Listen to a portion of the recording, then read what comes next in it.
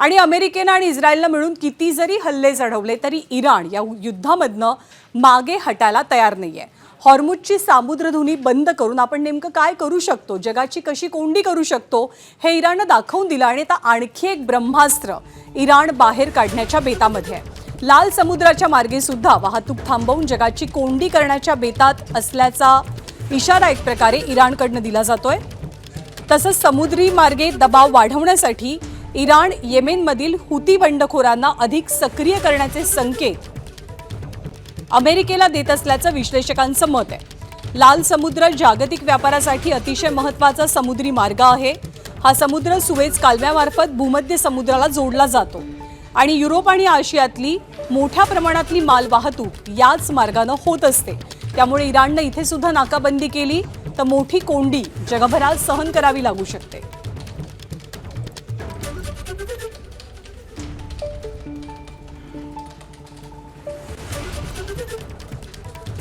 पण या सगळ्या युद्धजन्य परिस्थितीमध्ये भारताला मोठा दिलासा मिळाल्याचं चित्र आहे।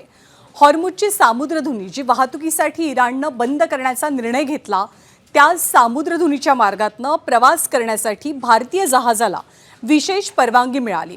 खरं तर जगभराची कोंडी झालेली एक प्रकारे माल वाहतुकीच्या दृष्टिकोनातून विचार करता कारण अतिशय महत्त्वाची मानली जाणारी सामुद्रधुनी इराणनं बंद केली। मात्र आता भारताचा झेंडा असलेल्या जहाजांना इराण लक्ष करणार नाही।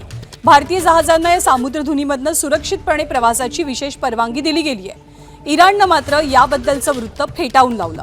भारतालाच विशेष सवलत का असा प्रश्न निर्माण होऊ शकतो। यामुळे इराणनं अशी भूमिका घेतल्याची सूत्रांची माहिती आहे। भारताकडनं सुद्धा यावर अधिक काही बोलणं टाळण्यात आलंय। परराष्ट्र मंत्री एस जयशंकर यांची इराणच्या परराष्ट्र मंत्र्यांसोबत 3 वेळेला चर्चा झाल्याचं मात्र वरिष्ठ पातळीवरनं मान्य करण्यात आलं।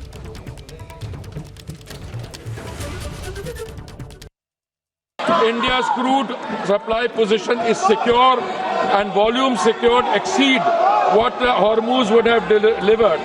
Before the crisis, approximately 45% of India's crude imports transited through the Hormuz route.